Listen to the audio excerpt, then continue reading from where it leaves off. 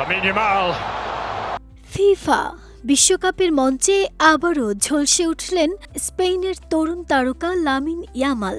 তার দুর্দান্ত নৈপুণ্যে সৌদি আরবকে ৪-০ গোলে বিধ্বস্ত করেছে স্পেন।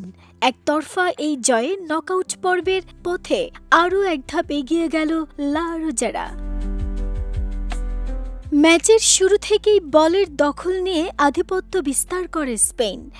মাঝ থেকে আক্রমণ ভাগ সব জায়গাতেই ছিল তাদের নিয়ন্ত্রণ। আর সেই আক্রমণের মূল কেন্দ্রবিন্দু ছিলেন ১৮ বছর বয়সী বিস্ময় বালক লামিন ইয়ামাল। প্রথমার্ধেই সৌদি রক্ষণে বারবার আতঙ্ক ছড়ান ইয়ামাল।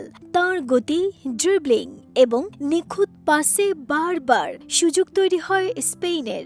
অবশেষে সেই চাপের ফলও পায় ইউরোপের দলটি। একের পর এক আক্রমণে ভেঙে পড়ে সৌদি আরবের রক্ষণভাগ। দ্বিতীয়ার্ধে আরও ভয়ঙ্কর হয়ে ওঠে স্পেন। ইয়ামালের জাদুকরী ফুটবল দেখে মুগ্ধ হয় স্টেডিয়ামের দর্শকরাও। গোলের পাশাপাশি সতীর্থদের জন্য সুযোগ তৈরি করে ম্যাচের গতি পুরোপুরি নিয়ন্ত্রণে রাখেন তিনি। অন্যদিকে পুরো ম্যাচ জুড়ে ছন্নছাড়া ছিল সৌদি আরব। স্পেনের দ্রুতগতির আক্রমণের জবাব দিতে পারেনি মধ্যপ্রাচ্যের দলটি। রক্ষণে ভুল আর মাঝে বল হারানোর খেসারত দিতে হয়েছে বড় ব্যবধানে হার দিয়ে।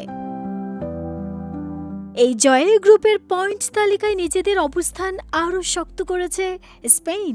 একই সঙ্গে শিরোপা প্রত্যাশীদের তালিকায় নিজেদের নাম আরও জোরালোভাবে জানান দিয়েছে ২০১০ সালের বিশ্ব চ্যাম্পিয়নরা। নাহিদার স্মৃতি, দেশ রূপান্তর।